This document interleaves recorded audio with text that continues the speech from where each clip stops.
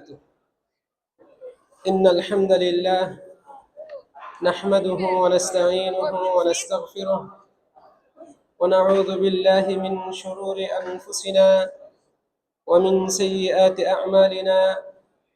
من يهده الله فلا مضل له ومن يضلل فلا هادي له، وأشهد أن لا إله إلا الله وحده لا شريك له، وأشهد أن محمدا عبده ورسوله صلى الله عليه وعلى آله وأصحابه وسلم تسليما كثيرا। أما بعد, সমস্ত প্রশংসা আশ্রয় প্রার্থনা করি তিনি যাকে হেদায়েত দেন সেই হেদায়েত পায়, যাকে পথভ্রষ্ট করেন তার কোনো হেদায়েত দাতা নেই। আমি সাক্ষ্য দিচ্ছি যে আল্লাহ ছাড়া সত্য কোনো উপাস্য নেই, তিনি এক, তার কোনো শরীক নেই। আরো সাক্ষ্য দিচ্ছি যে আমাদের নবী ও নেতা মুহাম্মদ সাল্লাল্লাহু আলাইহি ওয়াসাল্লাম আল্লাহর বান্দা ও তার রাসূল। আল্লাহ তাআলা তার উপর, তার পরিবারবর্গ এবং সকল সাহাবীর উপর অসংখ্য অগণিত সালাত ও সালাম বর্ষণ করুন, আল্লাহুম্মা আমিন।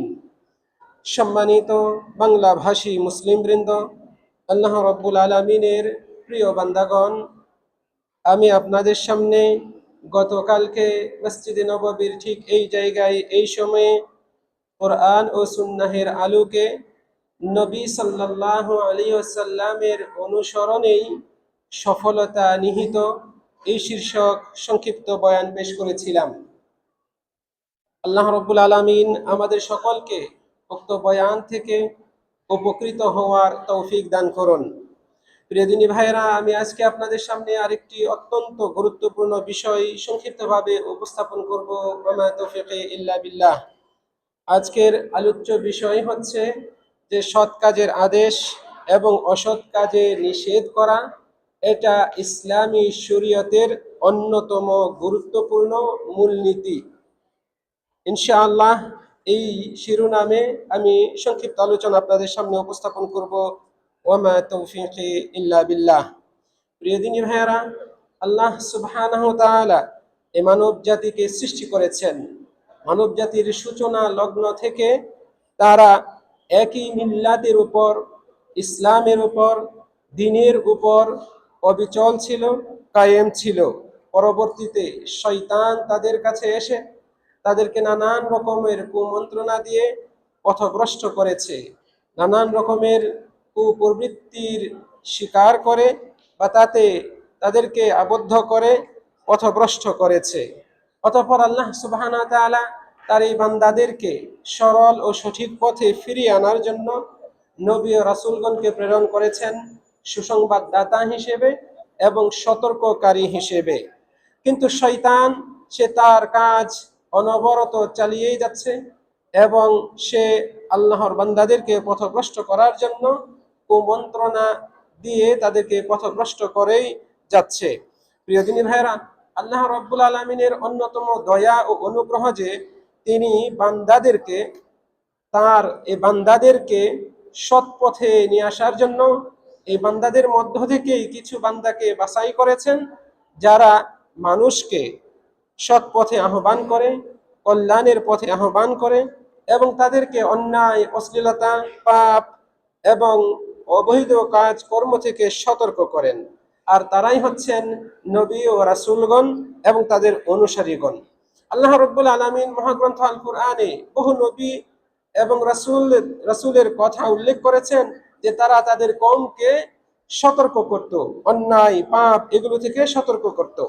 এগুলোর এই সমস্ত আয়াতগুলোর অন্যতম হচ্ছে, যেমন আল্লাহ রাব্বুল আলামিন নূহ আলাইহিস সালাতু ওয়াস সালাম সম্পর্কে বলছেন, ইন্না আরসালনা নূহান ইলা কওমিহি আন আনযির কওমাক, নিশ্চয়ই আমি নূহকে তার জাতির কাছে প্রেরণ করেছি এই আদেশ দিয়ে, আন আনযির কওমাক, যে তুমি তোমার কওমকে, তোমার স্বজাতিকে সতর্ক করো।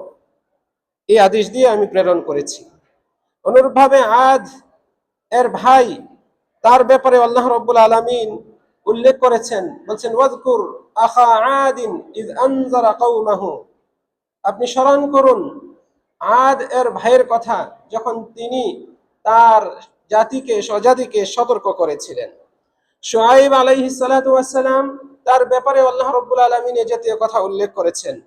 আমাদের নবী মুহাম্মদ সাল্লাল্লাহু আলাইহি ওয়াসাল্লামকে স্বয়ং আল্লাহ সুবহানাহু ওয়া তাআলা নির্দেশ দিয়েছেন, বলেছেন, ইয়া আইয়ুহাল মুদ্দাথির কুম ফাআনযির, হে বস্ত্রাবৃত, তুমি দণ্ডায়মান হও, অতঃপর সতর্ক করো।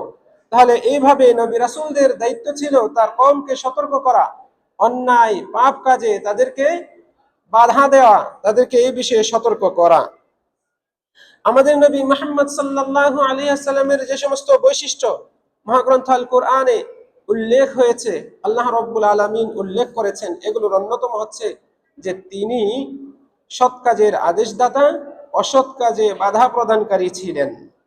আল্লাহ রাব্বুল আলামিন নবী মুহাম্মদ সাল্লাল্লাহু আলাইহি ওয়াসাল্লামের বৈশিষ্ট্য উল্লেখ করে বলছেন, ইয়ামুরুহুম বিল মারুফ ওয়া ইয়ানহাহুম আনিল মুনকার। তিনি তাদেরকে মানে মানুষকে সৎ কাজের আদেশ দেন এবং তাদেরকে অসৎ কাজে বাধা প্রদান করেন। সম্মানিত দিনী ভাইরা, এই সৎ কাজে আদেশ দেয়া এবং অন্যায়ের প্রতিবাদ করা, এটা ইসলামী শরীয়তের, এই দ্বীনের অন্যতম মূলনীতি, ভিত্তি। এটা এমন এক গুরুত্বপূর্ণ দায়িত্ব যে দায়িত্ব নিয়ে সকল নবী রাসূলগণই প্রেরিত হয়েছিলেন। শুনে আশ্চর্য হবেন যে আল্লাহ রাব্বুল আলামিন মহাগ্রন্থ আল কোরআনে ঈমান এর আগে সৎ কাজের আদেশ দেয়া, অসৎ কাজে নিষেধ করা, এই বিষয়টিকে উল্লেখ করেছেন। যেমন আল্লাহ তাআলা বলছেন, কুনতুম খায়রা উম্মাতিন উখরিজাত লিন-নাস তা'মুরুনা বিল মা'রুফ ওয়া তানহাউনা আনিল মুনকার ওয়া তু'মিনুনা বিল্লাহ। তোমরাই শ্রেষ্ঠ জাতি, যাদেরকে মানুষের কল্যাণে সৃষ্টি করা হয়েছে। তোমরা সৎ কাজের আদেশ করবে, অসৎ কাজে বাধা প্রদান করবে এবং আল্লাহর প্রতি ঈমান আনবে। এখানে আল্লাহ রাব্বুল আলামিন আমাদের কথা উল্লেখ করছেন, আমরা এই শ্রেষ্ঠ জাতি, আমাদেরকে মানুষের কল্যাণের জন্য সৃষ্টি করা হয়েছে। আমাদের কাজ কি? সৎ কাজের আদেশ দেয়া, অসৎ কাজে নিষেধ করা এবং আল্লাহর প্রতি ঈমান আনা। এখানে আল্লাহর প্রতি ঈমান আনার আগে আমাদের আরেকটা দায়িত্বের কথা আল্লাহ রাব্বুল আলামিন উল্লেখ করেছেন, সেটা হচ্ছে সৎ কাজের আদেশ, অসৎ কাজের নিষেধ। কাজে আদেশ করা, অন্যায়ের প্রতিবাদ করা। এতদ সত্ত্বেও আল্লাহ রাব্বুল আলামিন এই বিষয়টিকে ঈমানের আগে উল্লেখ করেছেন। এর মাধ্যমে আল্লাহ রাব্বুল আলামিন এই বিষয়টির গুরুত্ব যে অপরিসীম, সেটাই বোঝাতে চেয়েছেন।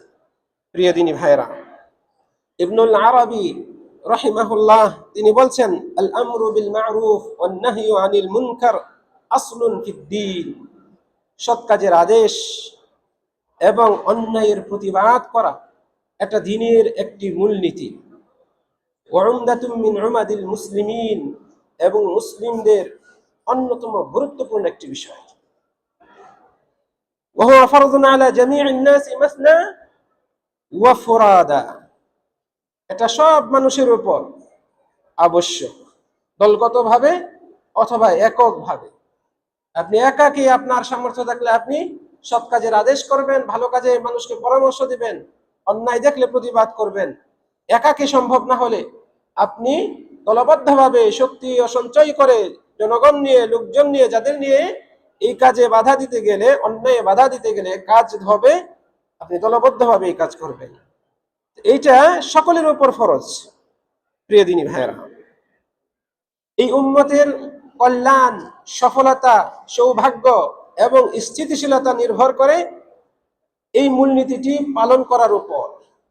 সৎ কাজের আদেশ দেয়া, অসৎ কাজে নিষেধ করা, অন্যায়ের প্রতিবাদ করা, এই মূলনীতির উপর নির্ভর করে সমাজের শান্তি শৃঙ্খলা বিরাজ হবে কি হবে না, একটা দেশের স্থিতিশীলতা, সমৃদ্ধি, অগ্রগতি এর উপরও নির্ভর করে, এই মূলনীতির উপর নির্ভর করে এই বিষয়গুলো। প্রিয় দিনী ভাইরা, এজন্য আল্লাহ রাব্বুল আলামিন বলছেন, ওয়ালতাকুম মিনকুম উম্মাহ ইয়াদউনা ইলাল খায়র। তোমাদের মধ্য থেকে একটা দল থাকা উচিত যারা কল্যাণের পথে আহ্বান করবে, ওয়ায়ামুরুনা বিল মারুফ, সৎ কাজের আদেশ দেবে, ওয়ায়ানহাউনা আনিল মুনকার, অসৎ কাজে বাধা প্রদান করবে। উলাইকা হুমুল মুফলিহুন, এরাই হচ্ছে সফলকাম। যারা এই কাজ করে, এই মূলনীতির উপর চলে, সৎ কাজের আদেশ দেয়া, অসৎ কাজে বাধা দেয়া এবং আল্লাহর পথে, কল্যাণের পথে মানুষকে আহ্বান করা, এই মূলনীতির উপর যারা চলে তাদের জন্য সফলতা রয়েছে। প্রিয় দিনী ভাইরা, আল্লাহ রাব্বুল আলামিন শপথ করে বলছেন, যে ব্যক্তি সৎ কাজের আদেশ দান করা থেকে বিরত থাকে, অন্যায় দেখেও চুপ থাকে, প্রতিবাদ করে না, এমন ব্যক্তি ক্ষতিগ্রস্ত হবে। এমন ব্যক্তিরাই ক্ষতিগ্রস্ত। সূরা আসর আমরা সকলেই জানি, ছোট্ট একটি সূরা, কোরআন মাজিদের একেবারে ছোট্ট একটি সূরা। এই সূরাতে আল্লাহ তাআলা বলছেন ওয়াল আসর, আসর ওই সময়ের কসম করে আল্লাহ তাআলা বলছেন, ইন্নাল ইনসানা লাফি খুসর, নিশ্চয়ই মানুষ ক্ষতিগ্রস্ততার মধ্যে রয়েছে, ক্ষতির মধ্যে নিমজ্জিত রয়েছে। তবে সবাই নয়, আল্লাহ তাআলা আলাদা করে বলছেন ইল্লাল্লাযীনা আমানু, তবে যারা ঈমান এনেছে তারা ব্যতীত, ওয়া আমিলুস সালিহাত, এবং সৎ কাজ করেছে, ঈমান এনেছে, সৎ কাজ করেছে, ওয়া তাওয়াসাউ বিল হক, এবং হকের উপর হকের ওসিয়ত করে, নির্দেশনা দেয়, পরামর্শ দেয়, নসিহত করে, এই নীতির উপর যারা থাকে এরা ব্যতীত, এরা ক্ষতিগ্রস্ত না। তাহলে হকের নির্দেশনার ব্যাখ্যায় বলা হয়েছে বিল আমর ওয়ান নাহি, অর্থাৎ সৎ কাজে আদেশ দেয়, অসৎ কাজে নিষেধ করে, এই নীতির উপর যারা অবিচল থাকে এরা ব্যতীত। ওয়াতাওয়াসাউ বিস সবর, এবং ধৈর্যের উপর পরস্পরকে পরামর্শ দেয়, নসিহত করে, ওসিয়ত করে, এই কাজগুলো যারা করে এরা ক্ষতিগ্রস্ত হয়। তাহলে যারা সৎ কাজের আদেশ করে না এবং অন্যায় দেখে চুপ থাকে, মুখ ফিরিয়ে নেয়, সেটাকে নিজের দায়বদ্ধতার আওতায় মনে করে না যে এটা প্রতিবাদ করা উচিত, এটাকে প্রতিহত করা উচিত, এটাকে সংশোধন করা উচিত, নিজের এই বিষয়ে দায়বদ্ধতা অনুভব করে না যারা, তারা নিশ্চিতভাবে ক্ষতিগ্রস্ত।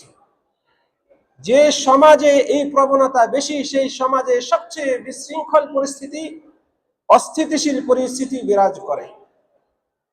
কোন কওম যদি অন্যায়ের প্রতিবাদ করা ছেড়ে দেয়, সৎ কাজে নসিহত করা, উদ্বুদ্ধ করা পরিত্যাগ করে, সেই কওম, সেই জাতি, সেই সমাজ বিশৃঙ্খলায় পরিপূর্ণ হয়, সেই সমাজে অশান্তি বিরাজ করে, সেই সমাজে স্থিতিশীলতা থাকে না, নিরাপত্তা থাকে না। সবসময় ওই সমাজের মানুষগুলো নিরাপত্তাহীনতায় ভুগে। এটা আল্লাহ রাব্বুল আলামিনের রীতি। যারা এইরকম অপরাধে জড়িত হয় তাদের উপর আল্লাহ তাআলা এই জাতীয় শাস্তি চাপিয়ে দেন। সম্মানিত দিনী ভাইয়েরা, এই সৎ কাজে আদেশ করা, অন্যায়ের প্রতিবাদ করা, এটা আহলুস সুন্নাহ ওয়াল জামাআহ, সাহাবাগণ, তাবিঈনগণ, তাবিঈনগণ এবং তারপরেও তাদের পরবর্তী যুগের যারা প্রকৃত মুসলিম ছিলেন তাদের রীতি ছিল, তাদের নীতি ছিল, যে তারা সৎ কাজে আদেশ করতেন, অসৎ কাজ দেখলে সাধ্যমতো তারা সেটার প্রতিবাদ করতেন, প্রতিরোধ করে গড়ে তুলতেন, তারা প্রচেষ্টা করতেন। এরা অন্তর থেকে বিশ্বাস করতেন যে এই নীতিটি একটি শরীয়ত সম্মত শরীয়ী নীতি, এবং তারা মৌখিকভাবে স্বীকার করতেন যে এই নীতি পালন করা আবশ্যক। সৎ কাজের আদেশ দেওয়া, অন্যের প্রতিবাদ করা, এটা আবশ্যক একটি বিষয়। তারা যেমন অন্তর থেকে বিশ্বাস করতেন, মুখে স্বীকৃতি দিতেন, এবং তাদের অঙ্গ প্রত্যঙ্গের মাধ্যমে এই বিষয়টিকে সাধ্যানুপাতে বাস্তবায়ন করতেন। তারা সবসময় মানুষের কল্যাণে নসিহত করতেন, সবসময় যে কোনো অন্যায়, হারাম, পাপ, অবৈধ কিছু দেখতেন, নেতিবাচক কিছু দেখতেন, সমাজ বিরোধী, দেশ বিরোধী, দিন বিরোধী, ধর্ম বিরোধী যা দেখতেন, এটা নিয়ে তারা প্রতিবাদ করতেন। কখনো তারা নিশ্চিত, তারা এটা করতেন হিকমতের সাথে এবং নিজেদের সাধ্য অনুপাতে। এটা ছিল আমাদের সালফে সালিহিনদের নীতি। শেখুল ইসলাম ইবনে তাইমিয়া রাহিমাহুল্লাহ তিনি বলছেন, সুম্মা হুম, এই আহলুস সুন্নাহ, অতঃপর আহলুস সুন্নাহ ওয়াল জামাআহ মা হাযিহিল উসুল, তিনি বেশ কিছু মূলনীতি বর্ণনা করেছেন আহলুস সুন্নাহ ওয়াল জামাতের মূলনীতি, যে প্রকৃত মুসলমান আহলুস সুন্নাহ ওয়াল জামাত তারা কোন নীতিতে চলেন। এরকম কিছু নীতি উল্লেখ করার পরে বলছেন ইয়ামুরুনা বিল মারুফ ওয়া ইয়ানহাউনা আনিল মুনকার। এই সমস্ত নীতির সাথে সাথে তারা এই নীতিটিও অবলম্বন করতেন যে সৎ কাজের আদেশ দিতেন, অসৎ কাজে নিষেধ করতেন। ওয়ায়াদিনুনা বিন নাসিহাতি লিল উম্মাহ, এবং তারা উম্মতের কল্যাণ কামনায় নিজেদেরকে নিয়োজিত রাখতেন। উম্মতের কল্যাণ কামনায় নিজেদেরকে নিয়োজিত রাখতেন। এটা একজন প্রকৃত মুসলিমের নীতি হওয়া উচিত। আমি নামাজ পড়ি, কিন্তু আমার এলাকার আমার প্রতিবেশী অমুক ব্যক্তি নামাজই পড়ে না, বয়স হয়ে গেছে, সে নামাজ না পড়লে আমার কি আসে যায়, এইরকম মন মানসিকতা নিয়ে আমরা চলি। আমি তো নামাজ পড়ছি, আমার ছেলেকে বলি, আমার স্ত্রীকে বলি সালাত আদায় করতে, বাকিরা নামাজ পড়ুক আর না পড়ুক, এতে আমার কিছু আসে যায় না। এইরকম নীতি প্রকৃত মুসলিমের নীতি হওয়া উচিত নয়। বরং একজন মুসলিম সে তার প্রতিবেশীর কল্যাণ কামনা করবে। এই কল্যাণ কামনা বলতে তাকে সঠিক দিনের উপর আনা এও অন্তর্ভুক্ত। সে অন্যায় জড়িত রয়েছে, এইটা থেকে তাকে বিরত রাখার প্রচেষ্টা করা হিকমতের সাথে, এটা অন্তর্ভুক্ত। প্রিয় দিনী ভাইয়েরা,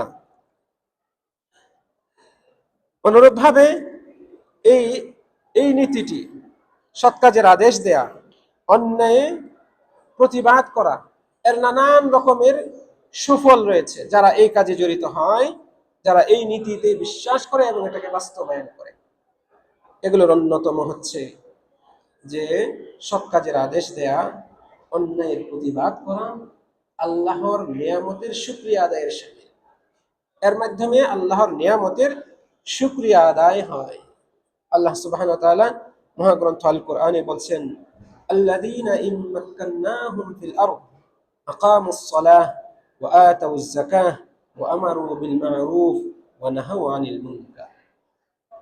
আল্লাহ তাআলা বলছেন যে মুমিনদের বৈশিষ্ট্য উল্লেখ করছেন যে আমি তাদেরকে যদি দুনিয়ায় নেতৃত্ব দিই, ক্ষমতা দেই, তাদেরকে প্রতিষ্ঠিত করি, তারা আকামুস সালাহ সালাত কায়েম করবে, ওয়া আতাউয যাকাহ যাকাত প্রদান করবে, ওয়া আমারু বিল মা'রুফ সৎ কাজের আদেশ দিবে, ওয়া নাহাউ আনিল মুনকার এবং অন্যায় এর প্রতিবাদ করবে, অন্যায় থেকে বিরত রাখবে।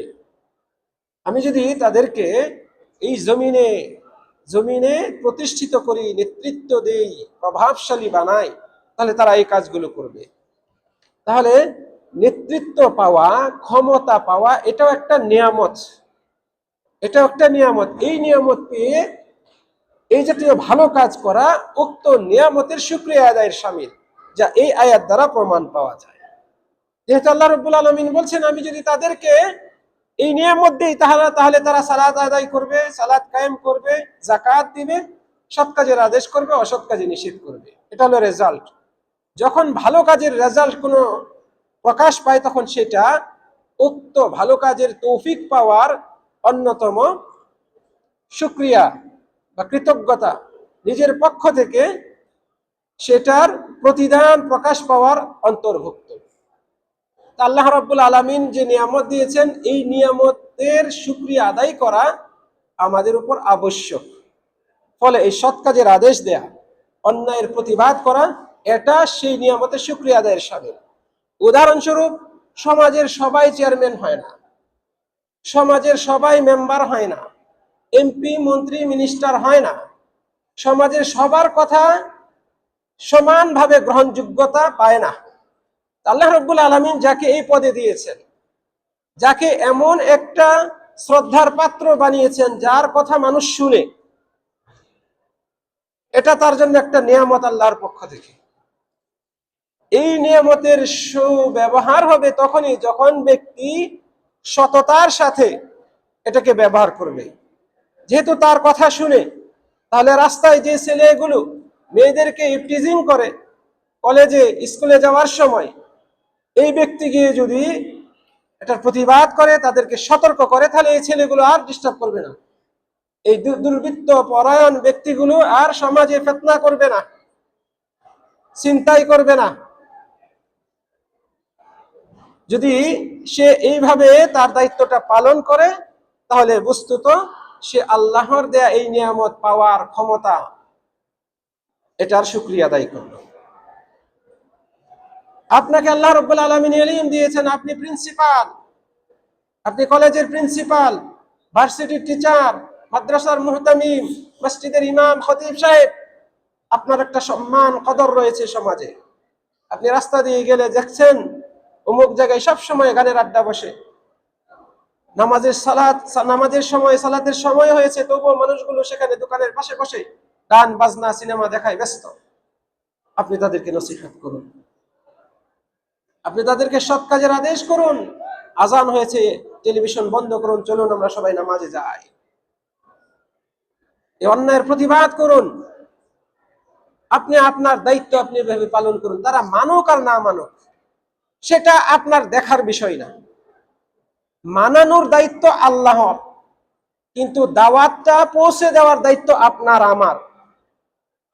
আপনি এই যে পাওয়ার পেলেন, নিয়ামত পেলেন, আপনি শিক্ষিত ব্যক্তি, আপনি আলেম মানুষ, আপনার কদর রয়েছে সমাজে। আপনি এই নিয়ামত পেয়ে যখন এটাকে সঠিকভাবে আপনি প্রয়োগ করলেন, প্রকৃতপক্ষে আপনি এই সৎ কাজের আদেশ, অসৎ কাজের নিষেধের মাধ্যমে আল্লাহর নিয়ামতের শুকরিয়া আদায় করলেন। তাহলে যারা এই নীতিটিকে বাস্তবায়ন করে, তাদের মাধ্যমে আল্লাহর নিয়ামতের শুকরিয়া আদায় প্রকাশ পায়। আল্লাহ রাব্বুল আলামিন যারা তার শুকরিয়া আদায় করে ঈমানের সাথে, তাদেরকে শাস্তি দিবেন না। আল্লাহ তাআলা বলছেন, মা ইয়াফআলুল্লাহু বিআযাবিকুম ইন শাকারতুম ওয়া আমানতুম। আল্লাহ তাআলা তোমাদেরকে শাস্তি দিয়ে কি করবেন? যদি তোমরা শুকরিয়া আদায় করো আর ঈমান আনো। আপনার যদি ঈমান থাকে, সেই সাথে আপনি আল্লাহর নিয়ামত পেয়ে শুকরিয়া আদায় করেন, আল্লাহ রাব্বুল আলামিন আপনাকে শাস্তি দিবেন না, এটা আল্লাহর ওয়াদা। প্রিয় দিনী ভাইরা, এই সৎ কাজের আদেশ, অসৎ কাজের নিষেধ, এর মাধ্যমে ব্যক্তির গুনাহ মোচন হয়, পাপ আল্লাহ রাব্বুল আলামিন ক্ষমা করে দেন। নবী মুহাম্মদ সাল্লাল্লাহু আলাইহি ওয়াসাল্লাম বলেছেন, ফিতনাতুর রাজুলি ফি আহলিহি ওয়া মালিহি ওয়া ওয়ালাদিহি ওয়া জারি। মানুষের ফিতনা রয়েছে তার ধন সম্পদে, তার পরিবারে, তার সন্তান সন্ততিতে, এমনকি তার প্রতিবেশীর মাঝে। এগুলোর মধ্যে ফিতনা রয়েছে, বিভিন্ন রকমের বালা মুসিবত, বিপদ জড়িত রয়েছে। পরিবারের কারণে সমাজে তার অশান্তি, স্ত্রী কথা শোনে না অথবা স্বামী কথা শোনে না, ঘরে গেলে শান্তি নাই, কত রকমের সমস্যা, ফিতনা আছে। অথবা এটা তো একটা দিক ফিতনা, স্ত্রীকে খুশি করার জন্য, ইনকাম যেন আরো বেশি হয়, সেই জন্য কত হারাম কাজে জড়িত হয়, চুরি করে, লুটপাট করে, দুর্নীতি করে, ঘুষ খায়, সুদ খায়। এটাও তার পরিবারের জন্য, এই ব্যক্তির জন্য একটা বড়, পরিবারের কারণে ব্যক্তির জন্য একটা বড় ফিতনা। রাসূল সাল্লাল্লাহু আলাইহি ওয়াসাল্লাম বলছেন, ব্যক্তির ফিতনা জড়িত রয়েছে তার পরিবারের সাথে, তার ধন সম্পদের সাথে, তার সন্তানের সাথে, এমনকি তার প্রতিবেশী, আশপাশে যারা থাকে তাদের সাথে। প্রতিবেশী দিন ভালো যাচ্ছে, মানে দামি দামি জিনিস ক্রয় করে, ভালো ভালো খায়, দামি দামি নতুন নতুন পোশাক পরিধান করে, বিভিন্ন অনুষ্ঠান করে, বিভিন্ন সময় বেড়াতে যায়, ঘুরতে যায়, রেস্টুরেন্টে গিয়ে খায়, আর এগুলো ফটো ফেসবুকে দেয়, ইনস্টাগ্রামে দেয়, হোয়াটসঅ্যাপে পাঠায়, আর আপনার স্ত্রী গুসা করে থাকে আপনার উপর। অনুরূপভাবে অনেক প্রতিবেশী রয়েছে যারা দিনদারিতা এর উপর থাকে না, বেদিন হিসেবে বেপরদায় চলাফেরা করে। এটা দেখে আপনি বা আমি, আল্লাহ না করে হয়তো প্রভাবিত হয়ে যেতে পারি, আমার ছেলে মেয়েরাও প্রভাবিত হতে পারে। তাহলে অবশ্যই প্রতিবেশীর মাঝেও ফিতনা রয়েছে আমাদের জন্য। রাসূল সাল্লাল্লাহু আলাইহি সাল্লামের কথা শতভাগ সত্য। কত ভদ্র মানুষ রয়েছে, কিন্তু কিন্তু সে ভদ্র, তার পরিবারে সুখ রয়েছে, ভেতরে সুখ রয়েছে, কিন্তু প্রতিবেশীর কারণে সবসময় একটা আতঙ্ক বিরাজ করে তার মধ্যে, না জানি কখন তারা আমাদের ক্ষতি করে বসে। এই দৃশ্যগুলো তো আমরা দেখছি, বাস্তবতা রয়েছে। সন্তানের মধ্যেও ফিতনা রয়েছে। যে সন্তানকে পাওয়ার জন্য আপনি কত আপ্লুত ছিলেন, আকাঙ্ক্ষায় ছিলেন সেই সন্তান হওয়ার পর আপনি এই সন্তানকে সুখে সমৃদ্ধিতে ভরিয়ে দেওয়ার জন্য কত অক্লান্ত পরিশ্রম করেছেন। এই ছেলেটা বড় হওয়ার পরে সালাত আদায় করে না, নামাজ রোজা এগুলো কিছুই করে না, বাবা মাকে সম্মান করে না, বখাটেদের সাথে উঠা বসা করে, অন্যায় পথে চলে, অশ্লীল কাজে জড়িত হয়, নসিহত করার পরেও সে মানে না, এখন আপনি আফসোস করেন। এরকম অনেক উদাহরণ রয়েছে, অনেক উদাহরণ রয়েছে। এই ছেলে মেয়েদের আশা পূরণ করার জন্য, দাবি পূরণ করার জন্য আপনি কত পরিশ্রম করছেন। আপনি দিন বেদিন হালাল হারাম এগুলো বাছবিচার না করে আপনি তাদের মুখে হাসি ফোটানোর জন্য আপ্রাণ চেষ্টা করছেন। নিশ্চিতভাবে এই সন্তানগুলো আমাদের জন্য ফিতনা, অবশ্যই ফিতনা। নবী সাল্লাল্লাহু আলাইহি সাল্লাম বলছেন, যে কারণে উল্লেখ করছি হাদিসটা, রাসূল সাল্লাল্লাহু আলাইহি সাল্লাম বলছেন, তুকাফিরুহা সলাতু ওয়াস-সাওমু ওয়াস-সাদাকাতু ওয়াল আমরু বিল মা'রুফ ওয়ান নাহই আনিল মুনকার। তবে এই ফিতনাগুলো এগুলোকে মিটিয়ে দিবে, এই পাপগুলোকে মিটিয়ে দিবে এই আমলগুলো। রাসূল সাল্লাল্লাহু আলাইহি ওয়াসাল্লাম বলেন আস-সালাত, সালাত, ওয়াস-সাওম, সাওম রোজা, ওয়াস-সাদাকাতু দান সদকা যাকাত এগুলো, এবং ওয়াল আমরু বিল মা'রুফ ওয়ান নাহয়ু আনিল মুনকার, সৎ কাজের আদেশ অসৎ কাজের নিষেধ। এগুলোর মাধ্যমে আপনার এই ফিতনায় পড়ার কারণে যে বিপদ আসবে, যে ক্ষতিটার সম্মুখীন আপনি হবেন, আপনার অ্যাকাউন্টে আপনার আমলনামায় যে পাপ জমা হবে এই পাপগুলো মুছে যাবে। আপনি যদি সালাত আদায় করেন ঠিক মতো, রমজানের রোজা রাখেন ঠিক মতো, আপনার উপর যাকাত ফরজ হলে যাকাত দেন, এবং আপনার সাধ্যানুপাতে সাধারণভাবে মানুষকে সহযোগিতা করেন, দান সৎকার করেন, এগুলো করার মাধ্যমে। এবং আরেকটা কাজ রাসূল সাল্লাল্লাহু আলাইহি ওয়াসাল্লাম বললেন, ওয়া আমরুন বিল মা'রুফ ওয়া নাহয়ুন আনিল মুনকার, সৎ কাজের আদেশ দেয়া এবং অসৎ কাজে নিষেধ করা এর মাধ্যমে। তাহলে পরিবার, ধন সম্পদ, সন্তান সন্ততি, প্রতিবেশী কেন্দ্রিক আমাদের যে ফিতনা, আমরা এই কেন্দ্রিক যে পাপে জড়িত হই, এই পাপগুলো থেকে বাঁচার অন্যতম উপায় হচ্ছে সৎ কাজের আদেশ দেওয়া, অসৎ কাজে নিষেধ করা। স্ত্রী কথা শোনে না, আপনি তাকে বুঝিয়ে বলুন, বুঝিয়ে বলুন। সন্তান কথা শুনে না, আপনি হিকমতের সাথে, আপনি অভিভাবক হিসেবে তাদেরকে সদাচরণের মাধ্যমে, সুন্দর উপদেশ দেওয়ার মাধ্যমে তাদেরকে সংশোধন করার চেষ্টা করুন। প্রতিবেশীর সাথে সদাচরণ করুন, ভুল যা বুঝ হয়েছে, যে বুঝাবুঝি হয়েছে, এটাকে মিটমাট করার চেষ্টা করুন। এগুলো সৎ কাজের আদেশ অসৎ কাজের নিষেধের অন্তর্ভুক্ত পর্যায়ে, এগুলোর মাধ্যমে আমাদের গুনাহ মোচন হয়।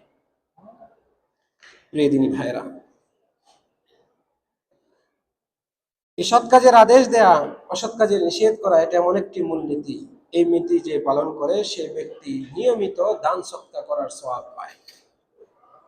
যারা সৎ কাজে আদেশ এবং অন্যের প্রতিবাদে জড়িত থাকে, তারা নিয়মিত দান সৎকার করার সওয়াব লাভ করে। আল্লাহর রাসূল সাল্লাল্লাহু আলাইহি সাল্লাম বলছেন, ওয়া আমরুন বিল মা'রুফ সাদাকা, সৎ কাজের আদেশ করা সৎকার সমতুল্য, ওয়া নাহয়ুন আনিল মুনকার সাদাকা, অন্যায়ের প্রতিবাদ করা এটাও সৎকার সমতুল্য, সৎকার সওয়াব মেলে এতে। সহিহ মুসলিমের হাদিস। প্রিয় দিনী ভাইরা, নবী মুহাম্মদ সাল্লাল্লাহু আলাইহি ওয়াসাল্লাম আদেশ করেছেন, যে ব্যক্তি রাস্তায় বসতে চায় সে যেন রাস্তার হক আদায় করে। রাস্তার পাশে যদি আমরা বসি, আড্ডা দিই, গল্প গুজব করি, তাহলে যেন অবশ্যই রাস্তার হক আদায় করি। প্রথমে রাসূল সাল্লাল্লাহু আলাইহি ওয়াসাল্লাম নিষেধ করলেন যে তোমরা রাস্তায় বসিও না, কারণ রাস্তা দিয়ে কত মানুষ যায়, কত রকমের মানুষ যায়, কত দৃশ্য চোখের সামনে আসে যেগুলো বৈধ অবৈধ হওয়ার সম্ভাবনা থাকে। অনেক সময় এমন ভদ্র মানুষও যায় যারা আপনার কারণে আমার কারণে বিব্রতকর পরিস্থিতিতে পড়তে পারে। অযথা রাস্তায় বসে থাকা, দাঁড়িয়ে বা বসে গল্প গুজব করা, এটা উচিত নয়। তো সাহাবারা বলছেন, আমাদের তো অনেক সময় অতি জরুরি হয়ে পড়ে, তখন রাসূল সাল্লাল্লাহু আলাইহি সাল্লাম বলছেন, ইযা আবাইতুম ইলাল মাজালিস, রাস্তায় যদি বসতেই হয় তোমাদেরকে, ফাআতুত তরিকা হাক্কাহা, তাহলে তোমরা রাস্তার হক আদায় করবে। রাস্তায় বসবে তো রাস্তার হক আদায় করবে। ক্বালু ওয়া মা হাক্কুত তারিক, রাস্তার হক কি? রাসূল সাল্লাল্লাহু আলাইহি ওয়াসাল্লাম বলছেন গাদ্দুল বাসার, দৃষ্টিকে অবনত রাখা। রাস্তা দিয়ে কত বেগানা নারী যাবে, তাদের দিকে দৃষ্টিপাত করবে, এটা উচিত নয়। ওয়াকাফুল আদা, রাস্তায় যদি কষ্টদায়ক কিছু থাকে তাহলে সেটাকে সরিয়ে দেবে। রাস্তায় কষ্টদায়ক বস্তুর অন্যতম হচ্ছে রাস্তার পাশে যে দোকান, এই দোকানে যদি উচ্চ স্বরে গান বাজনা হয়, উচ্চ স্বরে সিনেমা নাটক এগুলো বাজানো হয়, চালু রাখা হয়, এটাকে দমিয়ে রাখার প্রচেষ্টা করা যদি সাধ্য থাকে। ওয়ারাদ্দুস সালাম, সালামের জবাব দেওয়া। রাস্তায় আপনি আছেন, যাওয়ার পথে কেউ সালাম দিল, আপনি সালাম দিবেন, এটা রাস্তার হক। রাসূল সাল্লাল্লাহু আলাইহি ওয়াসাল্লাম এটা শর্ত করে দিয়েছেন, যে ব্যক্তি রাস্তায় বসবে, দাঁড়াবে, অবস্থান করবে, তার জন্য আপনি যত বড় মাপেরই হোক না কেন, সালাম দাতা যত সাধারণ মানুষই হোক না কেন, সে সালাম দিয়েছে, আপনার উপর আবশ্যক তার সালামের জবাব দেয়। ঠোঁট দুইটা যেন নড়ে, ঠোঁট দুইটা যেন বন্ধ না থাকে। ও আমরুম বিল মারুফ, রাসূল সাল্লাল্লাহু আলাইহি ওয়াসাল্লাম বলছেন, এবং সৎ কাজের আদেশ দেওয়া, ওয়া নাহয়ুন আনিল মুনকার, অন্যায়ের প্রতিবাদ করা, এটাও রাস্তার হক। যদি আমরা রাস্তায় বসতে চাই, রাস্তার পাশে আড্ডা দিতে চাই, তাহলে আমাদেরকে এই নীতি মানতে হবে, রাস্তার হক আদায় করতে হবে। তাহলে রাস্তার হক কি? আমি আবারও বলছি, আমাদের নবীজি সাল্লাল্লাহু আলাইহি ওয়াসাল্লাম বলছেন, চক্ষু দৃষ্টি অবনত রাখা, কষ্টদায়ক বস্তু অপসারণ করা, সালামের জবাব দেওয়া, সৎ কাজের আদেশ দেওয়া, অন্যায় কাজের প্রতিবাদ করা, অন্যায়ের প্রতিবাদ করা, এগুলো হচ্ছে রাস্তার হক। অতএব প্রিয় দিনী ভাইয়েরা, আমাদের দেশের বরং সমগ্র বিশ্বের শতকরা 90% বা তার চেয়েও বেশি দোকানপাট রাস্তার সাথেই হয়। কাজে আপনি যখন দোকানে গিয়ে বসবেন, চায়ের স্টলে বসবেন, আপনাকে কিন্তু এই নীতিটি মানতে হবে। আপনাকে এই নীতিটি মানতে হবে, যে নীতি আমাদের নবীজি সাল্লাল্লাহু আলাইহি ওয়াসাল্লাম উল্লেখ করেছেন। রব্বুল আলামিন আমাদের সকলকে তৌফিক দান করুন। প্রিয় দিনী ভাইয়েরা, এই যে সৎ কাজের আদেশ দেওয়া, অন্যের প্রতিবাদ করা, এটাকে আরবিতে হিসবাহ বলা হয়। হিসবাহ বলা হয়।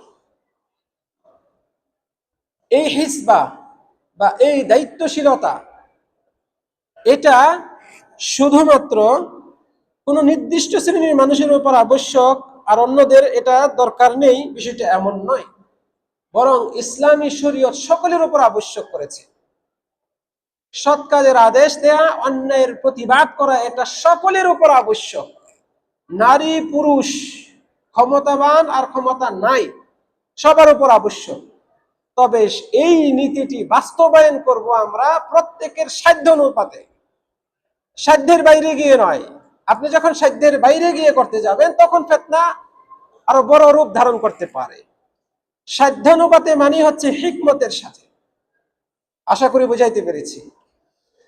প্রিয় দিনী ভাইয়েরা, প্রত্যেকে এই ইবাদতটি পালনে আদিষ্ট।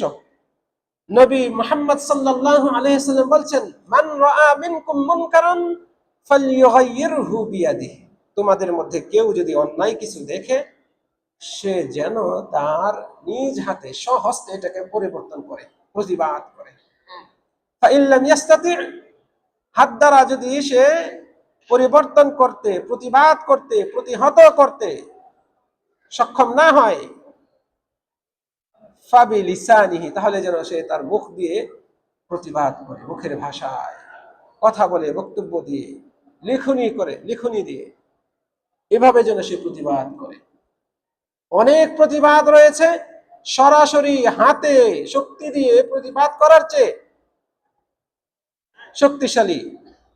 যেমন পত্রিকায় এই বিষয়ে একটা প্রতিবেদন প্রকাশ করা, আপনার সমাজে, আপনার মহল্লায়, আপনার এলাকায় গুরুতর অপরাধ ঘটছে, কিছু মানুষের ছত্র ছায়ায় আপনি এটা সরাসরি সেখানে গিয়ে প্রতিবাদ করতে গেলে ওরা আপনার উপর হামলা করবে, আপনার গাড়ি বাড়ি ব্যবসা প্রতিষ্ঠান ধ্বংস করে দিবে, ভাঙচুর করবে, আপনার শারীরিক, অর্থনৈতিক ক্ষতি করতে পারে, যখন এরকম সমূহ সম্ভাবনা থাকে, তখন আপনি দ্বিতীয় স্তরে চলে আসুন। আপনি আপনার মুখের ভাষায় বিবৃতি দিয়ে আপনি প্রতিবাদ করুন। আর এই বিবৃতি দিয়ে প্রতিবাদের অন্যতম হচ্ছে প্রতিবেদন প্রকাশ করা, পত্রিকার মাধ্যমে হোক অথবা যে মাধ্যমে সেটা কার্যকরী হয় এর মাধ্যমে হোক, আপনি এভাবে প্রতিবাদ করুন। রাসূল সাল্লাল্লাহু আলাইহি ওয়াসাল্লাম বলেছেন, এটারও যদি ক্ষমতা না থাকে, হাতে প্রতিবাদ করার সক্ষমতা নাই, মুখে প্রতিবাদ করারও সক্ষমতা নাই, রাসূল সাল্লাল্লাহু আলাইহি ওয়াসাল্লাম বলছেন ফাইন লাম ইস্তাতি' ফাবিকলবিহি, তাহলে অন্তর দিয়ে যেন প্রতিবাদ করে। অন্তর দিয়ে প্রতিবাদ মানে সেটাকে ঘৃণা করা, অ্যাভয়েড করে চলা, ওটার ধারে কাছে না যাওয়া, নিজে বিরত থাকা, মনে প্রাণে সেটাকে ঘৃণা করা। সন্তানদেরকে, ছেলে মেয়েদেরকে, অধীনস্থদেরকে, বন্ধু বান্ধবদেরকে ওখানে যেতে, ওদের সাথে মিশতে নিষেধ করা। এভাবে হলেও অন্যায়ের প্রতিবাদ করতে হবে, যা আমাদের নবী সাল্লাল্লাহু আলাইহি ওয়াসাল্লাম বলেছেন। এই যে মনে অন্তর দিয়ে ঘৃণা করা, এটাকে রাসূল সাল্লাল্লাহু আলাইহি ওয়াসাল্লাম বলেছেন ওয়াযালিকা আযআফুল ঈমান, এটা হচ্ছে ঈমানের একেবারে নিম্ন স্তরে, দুর্বল ঈমানের লক্ষণ। আপনি মুখ দিয়েও প্রকাশ করতে পারেন না, আপনার শক্তি আছে, গায়ে শক্তি আছে, কিন্তু আপনি শক্তি দিয়েও প্রতিবাদ করতে পারেন না, আপনি দুর্বল ঈমানের। অন্তর দিয়ে ঘৃণা করায় সেটা শুধু ব্যক্তির মধ্যে সীমাবদ্ধ থাকে, এটার প্রভাব সমাজে আসে না। কিন্তু আপনি যখন মুখে বিবৃতি দিয়ে লেখনির মাধ্যমে আপনি প্রতিবাদ করবেন, এটা শত হাজার হাজার lakh lakh million million view হবে, দেখবে, এবং তারা এই অন্যায়, এটা যে অন্যায় জানবে, এবং এর জন্য প্রতিবাদে রাস্তায় মানুষ নেমে আসবে। অথবা যার সক্ষমতা রয়েছে সে, তার দৃষ্টিগোচর হলে আশা করা যায় সে এটা বন্ধ করার জন্য, ওই অন্যায়টাকে রোধ করার জন্য উদ্যোগ গ্রহণ করবে। সম্মানিত দিনী ভাইয়েরা, এই হাদিসটিও সহিহ মুসলিম শরীফে রয়েছে। বস্তুত আমি যে হাদিসগুলো উল্লেখ করছি এগুলো সবগুলো হাদিসে বিশুদ্ধ হাদিস। প্রিয় দিনী ভাইয়েরা, ইবনু আতিয়া রাহিমাহুল্লাহ তিনি বলছেন, সৎ কাজের আদেশ দেয়া, অন্যায়ের প্রতিবাদ করা, এটা একটি ফরজ বিষয়, ইসলামী শরীয়তের একটি ফরজ বিষয়। এই ব্যাপারে কোনো ইখতিলাফ নেই, কোনো দ্বিমত নেই, বরং এই ব্যাপারে ইজমা রয়েছে, সকলেই একমত। এটা বান্দার ঈমানের পরিপূর্ণতার লক্ষণ। বান্দা যে সঠিকভাবে ইসলাম পালন করে তার অন্যতম লক্ষণ, এটা তার ইসলামের সৌন্দর্য প্রকাশ পায় এর মাধ্যমে। প্রিয় দিনী ভাইরা, সৎ কাজের আদেশ দেওয়া, অন্যায়ের প্রতিবাদ করা, এর মাধ্যমে ব্যক্তি তার সমাজের মানুষকে ভালোবাসে, দেশকে ভালোবাসে, দেশবাসীকে ভালোবাসে, এর একটা নমুনা প্রকাশ পায়। যদি সে দেশকে ভালো না বাসত, দেশের মানুষকে ভালো না বাসত, সমাজের মানুষকে ভালো না বাসত, স্বগোত্রীয় স্বধর্মের মানুষকে ভালো না বাসত, তাহলে অন্যায়ের প্রতিবাদ করতে যেত না। তারা তার মতো করে চলুক, আমি ঠিক মতো চললেই হলো, এই নীতি ছেড়ে সে চলত। তাহলে অন্যায়ের প্রতিবাদ করা, অন্যের কল্যাণ কামনা করা, সৎ পথে চলার জন্য উপদেশ দেওয়া, এর মাধ্যমে ব্যক্তি সমাজকে ভালোবাসে, মানুষকে ভালোবাসে, নিজ জাতিকে ভালোবাসে, নিজ দেশকে ভালোবাসে, এটার বহিঃপ্রকাশ। আল্লাহ রাব্বুল আলামিন আমাদেরকে এই মহা গুরুত্বপূর্ণ ইবাদতটি পালন করার তৌফিক দান করুন।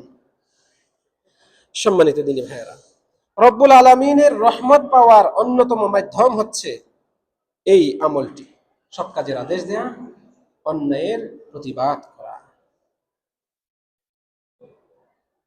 কাজেই আমাদের উচিত এই নীতি থেকে যেন আমরা পিছপা না হই। এই নীতি বাস্তবায়ন করা থেকে পিছপা হওয়া আমাদের জন্য মোটেও বাঞ্ছনীয় নয়, উচিত নয়। আমাদেরকে এই নীতি বাস্তবায়নে লেগে থাকতে হবে সাধ্যমতো। আপনি আপনার দিক থেকে সাধ্যমতো চেষ্টা করুন মানুষকে নসিহত করতে, এলাকাবাসীকে, পরিবারের সদস্যদেরকে, প্রতিবেশীদেরকে, বন্ধু বান্ধবদেরকে নসিহত করার, সৎ পথে নিয়ে আসার, কল্যাণকর কাজে জড়িত করার জন্য প্রচেষ্টা আপনি চালিয়ে যান। আপনি আপনার সাধ্য মতো আপনার পরিবারে যদি কোনো ভুল ভ্রান্তি থাকে, বদভ্যাস থাকে, সেটাকে সরিয়ে দেওয়ার জন্য, অপসারণ করার জন্য চেষ্টা করুন। আপনার আশপাশে প্রতিবেশীদের মধ্যে, এলাকার ভেতরে এরকম অন্যায় কিছু থাকলে আপনি আপনার সাধ্যানুপাতে আপনি চেষ্টা করুন। একা না পারলে আপনি আরেকজনের কাছে যান, শক্তি সঞ্চয় করুন, মেম্বার সাহেবের কাছে যান, চেয়ারম্যান সাহেবের কাছে যান, টিউনোর কাছে যান, আরো কত দায়িত্বশীল রয়েছে আপনি তাদের কাছে যান, আপনি সমর্থন নিন, থানায় যান, পুলিশকে জানান, সমর্থন নিন, সমর্থন নিয়ে আপনি প্রতিবাদ করুন, আপনি অবদান রাখুন। আপনি অবদান রাখলেন, আমি অবদান রাখলাম, অমুক ভাই অবদান রাখলো, এইভাবে সবাই যদি এই অবদান রাখার মন মানসিকতা রাখে, তাহলে সমাজে আর অন্যায় টিকবে না। অন্যায় ধূলিকণার নেই উড়ে যাবে, নিশ্চিহ্ন হয়ে যাবে।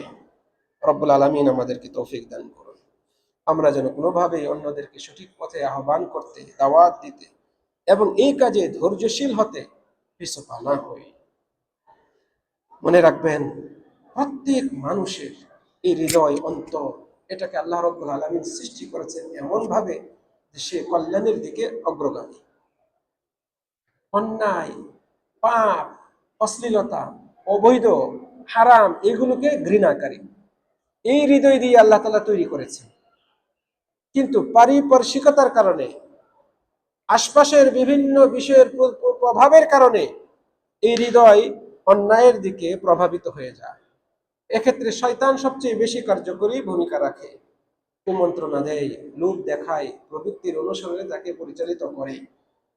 আর কিছু বন্ধু বান্ধব অথবা পরিবেশগত কারণে এই হৃদয় বিচ্যুত হয়ে যায়। কাজেই আপনি আপনার এই প্রিয় ভাইদের, মুসলিম ভাইদের, আপনার এলাকার মানুষদের হৃদয়গুলোকে সঠিক পথে আনার জন্য প্রচেষ্টা চালিয়ে যান, সাধনা করে যান। এক্ষেত্রে পিছপা হবেন না, অবহেলা করবেন না, নিজেকে ক্লান্ত মনে করবেন না। রব্বুল আলামিন আমাকে আপনাকে সকলকে তৌফিক দান করুন। যারা সৎ নিয়তে এই কাজগুলো করে, এর রেজাল্ট দৃশ্যত বাহ্যিকভাবে আসুক বা নাই আসুক, এই ব্যক্তি আল্লাহ রব্বুল আলামিনের কাছে এর সুফল অবশ্যই পাবে, এর সুফল অবশ্যই পাবে। অতএব আমাদেরকে বিরক্ত হওয়া যাবে না। সৎ কাজে আদেশ দেয়া, মানুষকে নসিহাত করা, উপদেশ দেওয়া, অন্যের প্রতিবাদ করা, এতে বিরক্ত হওয়া যাবে না। আমাদেরকে অবশ্যই একের পর এক ধারাবাহিকভাবে নসিহাতের উপর অবিচল থাকতে হবে। মানুষকে সৎ পথে আহ্বান করেই যেতে হবে, মানুষ মানুক আর না মানে। মনে রাখবেন, একজন মুসলিম, খাঁটি মুসলিমের নীতি এমনটি হবে যে সে তাদেরকে সৎ কাজের আদেশ করবে, অন্যের প্রতিবাদ করবে। এতে ফলাফল আসুক বা নাই আসুক, অমুক ব্যক্তি চেঞ্জ হোক অথবা না হোক, তবুও সে তার কাজ চালিয়ে যাবে। এই নীতিতে থাকা উচিত আমাদের। কারণ ফলাফল এটা আমার হাতে না, ফলাফল এটা আমার হাতে না, এটা নবী রাসূলদেরও হাতে না। নবী রাসূলদেরকে তো এই দাওয়াত দেওয়ার জন্য আল্লাহ তাআলা পাঠিয়েছেন। আল্লাহ রাব্বুল আলামিন নবী রাসূলদেরকে শুধু তাবলীগ করার দায়িত্ব দিয়েছেন। তাবলীগের ফলে তারা মুসলিম হবে, ঈমানদার হবে, নামাজি হবে, রোজাদার হবে, হবে কি হবে না, এটার দায়িত্ব নবী রাসূলদের ছিল না। এমনকি আমাদের নবী মুহাম্মদ সাল্লাল্লাহু আলাইহি ওয়াসাল্লামেরও এই দায়িত্ব ছিল না। আল্লাহ তাআলা বলছেন, ওয়ামা আলাইকা ইল্লাল বালাগ, আপনার দায়িত্ব কেবলই পৌঁছে দেওয়া। নবীগণ বলছেন, ওয়ামা আলাইনা ইল্লাল বালাগ, আমাদের দায়িত্ব কেবল পৌঁছে দেওয়া। সম্মানিত দিদি, আল্লাহ রাব্বুল আলামিনের পক্ষ থেকে এটুকুই আমাদের দায়িত্ব, যা তিনি আমাদের পরিণত করেছেন আমরা পৌঁছে দেব। এই যে আমি আপনাদেরকে বোঝাচ্ছি, কথাগুলো বলছি, এতটুকুই আমার দায়িত্ব। আপনি না মানলে আমাকে আল্লাহ তাআলা জিজ্ঞেস করবেন না, ওই লোক কেন মানে নাই, তুমি তো তার কাছে গিয়েছিলে, দাওয়াত দিয়েছিলে, মানে নাই কেন, মানাইতে পারো নাই কেন, এটা আল্লাহ তাআলা জিজ্ঞেস করবেন না। এটা জিজ্ঞেস করবে না আপনাকে, অমুককে, যাকে আপনি দাওয়াত দিয়েছেন, যার কাছে আপনি সঠিক তথ্য পৌঁছিয়েছেন। তোমার কাছে সঠিক তথ্য এসেছিল, কোরআনে আল্লাহ রাব্বুল আলামিন এই কথা বলেছেন, হাদিসে নবী সাল্লাল্লাহু আলাইহি ওয়াসাল্লাম এই কথা বলেছেন, তুমি শোনার পরেও কেন আমল করো নাই? তুমি জানার পরেও কেন তুমি বিদআতে ছিলে? তুমি সত্যটা জানার পরে, বোঝার পরেও কেন তুমি শিরকের মধ্যে নিমজ্জিত ছিলে? এটা আল্লাহ রাব্বুল আলামিন ব্যক্তিকে, যাদেরকে পৌঁছানো হয়েছে তাদেরকে জিজ্ঞেস করবেন। যিনি পৌঁছিয়েছেন দায়ী, তাকে জিজ্ঞেস করবেন। অতএব আপনি রাস্তা দিয়ে যখন নামাজ পড়তে যাবেন, দোকানের পাশে যারা বসে আছেন, আজান হয়েছে, চলেন সবাই নামাজ পড়তে যায়, আপনি বলে আপনার মতো করে আপনি মসজিদে চলে যান। জোর করে টেনে হিচড়ে নিয়ে আসার প্রয়োজন নেই তো। আপনি যখন জোর করে আনতে যাবেন তখনই আপনার শত্রু তৈরি হবে, তখনই বিরোধিতা হবে, তখনই ঝগড়া হবে, তখনই আরো ফেতনা ভয়ঙ্কর রূপ ধারণ করবে। আপনার ওইটুকুর দরকার নেই, আপনি পৌঁছে দিন। এই কথায় একজন শতজনের মধ্যে যদি একজনও আসে, এতটুকুই সফলতা। আলহামদুলিল্লাহ। একজনও যদি নাও আসে, অন্তত আপনার এই দাওয়াতটা তাদের কানে পৌঁছেছে। আপনি আল্লাহর বান্দা হয়ে আল্লাহর অসংখ্য বান্দার কাছে আল্লাহর পয়গাম পৌঁছে দিয়েছেন। আল্লাহ তাআলা কি এটা দেখেন নাই? এর বিনিময়কে তিনি দিবেন না? অবশ্যই দিবেন। আল্লাহর কাছে কোনো ভালো কাজ বিফলে যায় না। ইন্নাল্লাহা লা ইউযীউ আজরাল মুহসিনিন, নিশ্চয়ই আল্লাহ সৎ কর্মশীলদের কোন কাজের সওয়াব, প্রতিদান, পুরস্কারকে বিফল করে দেন না, বিনষ্ট করে দেন না। আপনি যে সৎ কাজই করেন না কেন, এটার সুফল সমাজে আসুক বা না আসুক, পরিবারে আসুক বা না আসুক, আপনি অবশ্যই এর সুফল পাবেন। রব্বুল আলামিনের কাছে এটা গচ্ছিত থাকে। নবী নূহ আলাইহিস সালাতু ওয়াস সালাম, তার চেয়ে আমরা শ্রেষ্ঠ নই? নূহ আলাইহিস সালাতু ওয়াস সালাম, তার চেয়ে আমরা শ্রেষ্ঠ নই? তিনি তার নিজের কওমকে সৎ কাজের আদেশ, অসৎ কাজের নিষেধ করতে করতে 950 বছর কাটিয়ে দিয়েছেন। 950 বছর তিনি দাওয়াত দিয়েছেন। তিনি দাওয়াত দিতে গিয়েছেন, মানুষ এভাবে কানের ভেতরে আঙ্গুল ঢুকিয়েছে, মুখ দিয়ে কাপড় দিয়ে মুখ এভাবে ঢুকে ফেলেছে, চেহারা ঢেকে ফেলেছে। দিনের বেলায় দাওয়াত দিয়েছেন, রাতের বেলায় গোপনে গিয়ে দাওয়াত দিয়েছেন, দলবদ্ধভাবে দাওয়াত দিয়েছেন, একাকী দাওয়াত দিয়েছেন। তারপরেও এই মানুষগুলো শুধু পিছনেই হটে গেছে, দাওয়াত মানে নাই। কিন্তু নিজে নবী নূহ আলাইহিস সালাম মোটেও পিছু পা হন নাই। তাহলে আমি কেন পিছু পা হব? এরা বলে লাভ নাই, এরা বলে লাভ নাই, ও কথা শুনে না। কত বুঝাইছি, বোঝেই না, এখন আর বলিও না। বিষয়টা যেন এমন না হয়, এটা কিন্তু শয়তানের ফাঁদ। আবারও বলছি, এটা শয়তানের ফাঁদ। এই যে আপনি আবার বললে যে সবটা পেতেন, ওই সব থেকে আপনাকে বঞ্চিত করার জন্য আপনার ভেতরে এই মন মানসিকতা শয়তান তৈরি করে দিয়েছে। আশা করি বুঝাইতে পেরেছি। অতএব আপনি যে ভিলায় থাকেন, আপনি যে রুমে থাকেন, আপনি নামাজে যান, আপনার রুমমেট নামাজে যায় না। কত বলছি, শুনেই না, এখন আর বলেনি না। এখন সে নামাজ পড়ে না, একই সাথে আপনি চলাফেরা করেন, একই সাথে উঠা বসা করেন, খাওয়া দাওয়া করেন, এখন আর আপনার মনে কষ্ট লাগে না। এমন যেন না হয়, বরং আপনি আপনার দাওয়াতের কাজ করেই যান, লেগেই থাকুন, লেগেই থাকুন। আপনি তো আর ওই 950 বছর বাঁচবেন না, আমি তো আর 950 বছর বাঁচবো না। আল্লাহ রাব্বুল আলামিন এই উম্মতের গড় আয়ু রেখেছেন 60 থেকে 70 বছর গড় আয়ু। হয়তো কেউ কম বেশ বেঁচে থাকেন, কিন্তু ওই যে শত শত বছর বেঁচে থাকার ওই নীতি আল্লাহ রাব্বুল আলামিন এখন তার ওই বান্দাদের মধ্যে রাখেন নাই, যার কারণে অধিকাংশ না, শতভাগে আমরা দেখতে পাই সর্বোচ্চ 1 থেকে 150 বছর পর্যন্ত মানুষ বেঁচে থাকে।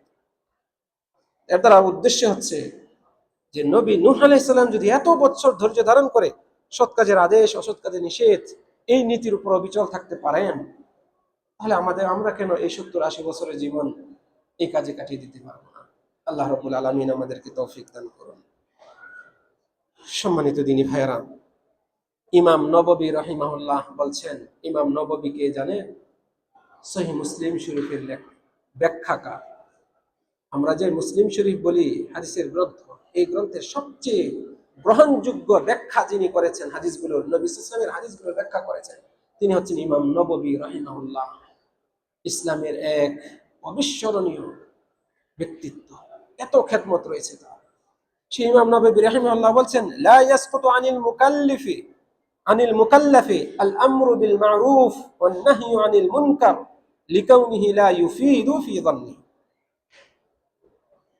কোন ব্যক্তির উপর থেকে, প্রাপ্তবয়স্ক দায়িত্বশীল কোন ব্যক্তির উপর থেকে সৎ কাজের আদেশ দেওয়া, অসৎ কাজে নিষেধ করা, এই দায়িত্বটি অপসারণ হয়ে যায় না, সে এই দায়িত্ব থেকে মুক্ত হয়ে যায় না এই কারণে যে তার ধারণা সে যদি এই কাজ করে, এই দাওয়াত দেয়, তাহলে এটা কোনো উপকারে আসবে না, ফায়দা হবে না, কোনো লাভ হবে না। এই ধারণা করে কোনো ব্যক্তি এই সৎ কাজের আদেশ দেওয়া, অসৎ কাজে নিষেধ করা, অন্যায়ের প্রতিবাদ করা, এটা থেকে বিরত থাকবে, এটা উচিত না। বুঝাইতে পেরেছি আশা করি। কাজেই আমাদেরকে এই নীতি পালনে অবশ্যই অবশ্যই ধৈর্যশীল হতে হবে। আল্লাহ রাব্বুল আলামিন আমাদের সকলকে তৌফিক দান করুন। প্রিয় দিনী ভাইরা, যারা এই নীতিতে বিশ্বাস করে না, সৎ কাজের আদেশ তো করেই না, অন্যায় দেখলে প্রতিবাদও করে না, এমন ব্যক্তিদের দোয়া আল্লাহ তাআলা কবুল করেন না। এমন ব্যক্তিদের দোয়া আল্লাহ তাআলা কবুল করেন না। যদি এটা কোনো একটা গ্রামের মানুষ সবাই মিলে এই জাতীয় অন্যায় কোনো একটা অন্যায় জড়িত হয় আর সবাই চুপ থাকে, যেমন উদাহরণস্বরূপ আমাদের বহু সমাজ রয়েছে, বহু এলাকা গ্রাম রয়েছে যেখানে নামে বেনামে সুদ ঘুষের প্রচলন রয়েছে। ব্যক্তি নামাজ পড়তে যায় কিন্তু 100 টাকা ধার দিয়ে সপ্তাহ শেষে বা মাস শেষে 150 টাকা নেয়। আছে না এরকম? অহরহ এই দৃশ্য পাবেন, গ্রামকে গ্রাম, পুরো গ্রাম।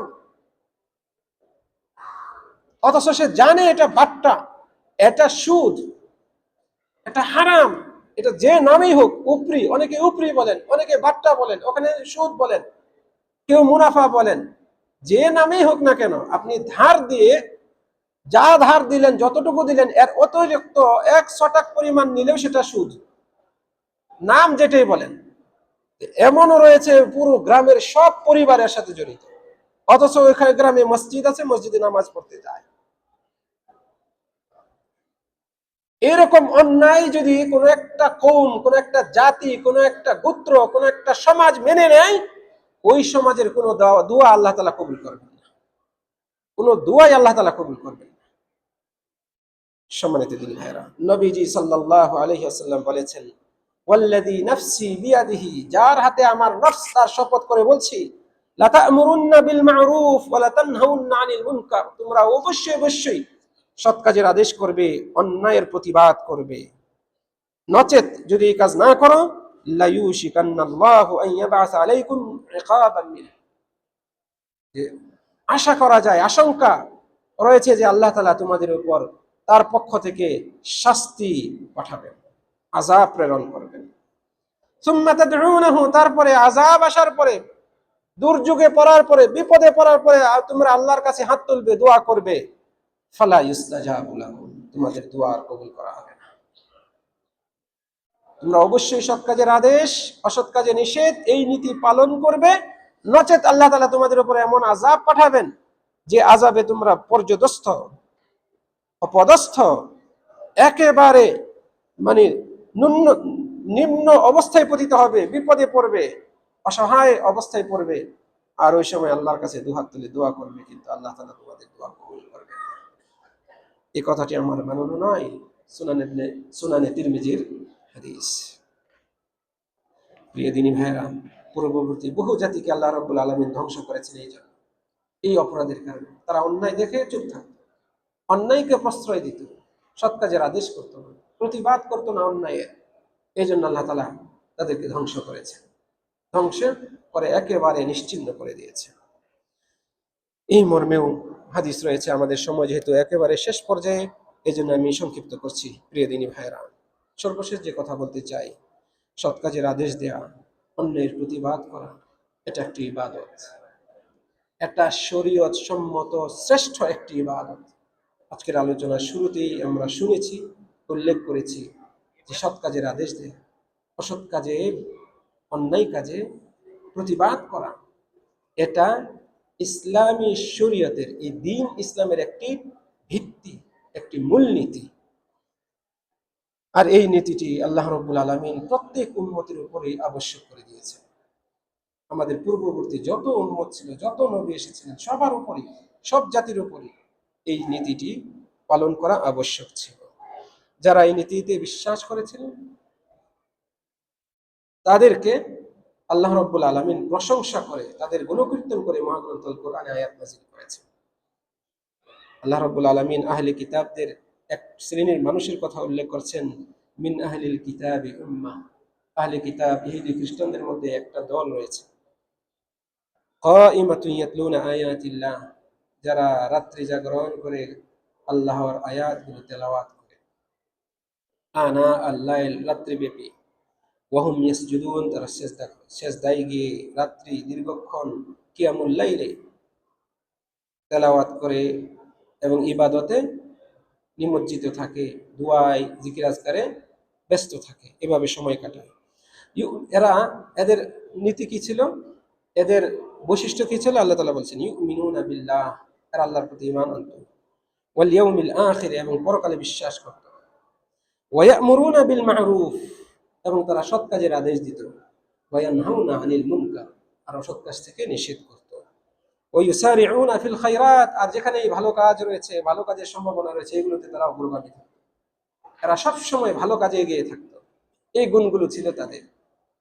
এরা মুসলিম নয়, এরা ইহুদি বা খ্রিস্টান আহলে কিতাব, তদুপরি তাদের এই ভালো গুণগুলো আল্লাহ রাব্বুল আলামিন এখানে উল্লেখ করে তাদের প্রশংসা করেছে। আর এই উম্মতের যদি কেউ এই কাজগুলো করে, তাহলে সে কত প্রিয় হবে আল্লাহর কাছে, এবার চিন্তা করে দেখুন। সম্মানিত দিনী ভাইয়েরা, আল্লাহ রাব্বুল আলামিন মহাগ্রন্থ আল কোরআনে এই পূর্ববর্তী জাতিদের অনেকের কথাই এখানে উল্লেখ করেছেন, কোরআনে উল্লেখ করেছেন, যারা সৎ কাজে আদেশ করতো, অসৎ কাজে নিষেধ করতো। নবী লোকমান আলাইহিস সালাতু ওয়াস সালাম, তার কথাও উল্লেখ করেছেন আল্লাহ রাব্বুল আলামিন, যে তিনি তার সন্তানকে এই আদেশ দিয়েছেন। আর অন্যান্য নবীদের ব্যাপারে উল্লেখ করেছেন। অতএব প্রিয় দিনী ভাইরা, আমরা নিজেরা সৎ কাজে মনোযোগী হই, আমাদের সন্তান, আমাদের অধীনস্থ যারা রয়েছে, তাদেরকে আমরা সৎ কাজে তাদেরকে গড়ে তুলি, এবং অন্যায়ের প্রতিবাদ নিজেরা করি, এবং অন্যদেরকে সাথে নিয়ে প্রতিবাদ করি। সমাজে অন্যায় যেন বিরাজ না করে, এর উপর যেন আমরা চুপ না থাকি, এটা আমাদের দায়িত্ব, এটা ইমানের তাগাদা, ইমানের তাকাজা। অতএব আমাদেরকে এই নীতিতে অবিচল থাকতে হবে। রব্বুল আলামিন আমাদের সকলকে তৌফিক দান করুন। প্রিয় দিনী ভাইয়েরা, সর্বশেষ একটি আয়াত এর সংক্ষিপ্ত অনুবাদ করে শেষ করছি। মহান আল্লাহ সুবহানাহু ওয়া তাআলা বলছেন, ইন্নাল্লাহা ইয়া'মুরু বিল আদলি ওয়াল ইহসান, নিশ্চয়ই আল্লাহ ন্যায়ের আদেশ করেন, ইহসান সৎ কাজ, দয়া সহমর্মিতার আদেশ করেন, ওয়া ইতাই যিল কুরবা, এবং আত্মীয় স্বজনদেরকে দান করা, সহযোগিতা করার আদেশ করেন, ওয়া ইয়ানহা আনিল ফাহশাই ওয়াল মুনকার, এবং ফাহশা, মুনকার, অশ্লীল, অন্যায় কাজ থেকে তিনি নিষেধ করেন, ওয়াল বাগই, এবং সীমালঙ্ঘন করা থেকে তিনি নিষেধ করেন। ইয়াইযুকুম, তিনি তোমাদেরকে উপদেশ দেন, লাআল্লাকুম তাযাক্কারুন, যাতে তোমরা উপদেশ গ্রহণ করো। এইভাবে আল্লাহ সুবহানাহু ওয়া তাআলা সৎ কাজের আদেশ মর্মে এই বিষয়গুলো এই আয়াতে উল্লেখ করেছেন, যা সূরা নাহলের 90 নং আয়াতে রয়েছে। রব্বুল আলামিনের কাছে আজকের এই সংক্ষিপ্ত আলোচনা শেষে কামনা করি, রব্বুল আলামিন আমাদের সকলকে সৎ পথ অবলম্বন করে চলার তৌফিক দান করুন। আমরা যেন অন্যায়, অবিচার, পাপ, পঙ্কিলতা, অশ্লীলতা এবং অবৈধ যাবতীয় কথা, কাজ, পন্থা, এগুলোকে পরিহার করে চলতে পারি, এগুলোর প্রতিবাদ করতে পারি। রব্বুল আলামিন আমাদেরকে সেই সামর্থ্য, শক্তি এবং মন মানসিকতা দান করুন। প্রিয় দিনী ভাইরা, আগামীকালকে জুমার দিন, জুমার নামাজের পরপরই মসজিদে নববীর মিম্বারে জুমার খুতবা যা প্রদান করা হয়, সেই খুতবার সংক্ষিপ্ত বঙ্গানুবাদ উপস্থাপন করা হয়। আপনারা নিজেরা আসবেন, অন্যদেরকেও সাথে নিয়ে আসবেন ইনশাআল্লাহ। আগামীকালকে শুক্রবার জুমার নামাজের পরপরই এই যে পাশে যে চেয়ার রয়েছে, একেবারে কাছেই, এই পাশে একেবারে কাছে, এই জায়গাতেই বাংলা ভাষায় বয়ান করা হবে। নিজেরা আসবেন, অন্যদেরকে সাথে নিয়ে আসবেন, এই কামনা রেখে আজকের আলোচনা শেষ করছি। আকুলু কওলি হাযা ওয়া আস্তাগফিরুল্লাহ লি ওয়া লাকুম ওয়া লিসাইরিল মুসলিমিনা মিন কুল্লি যামবিন ফাস্তাগফিরুহু ইন্নাহু হুয়াল গফুরুর রহিম। আসসালামু আলাইকুম ওয়া রাহমাতুল্লাহি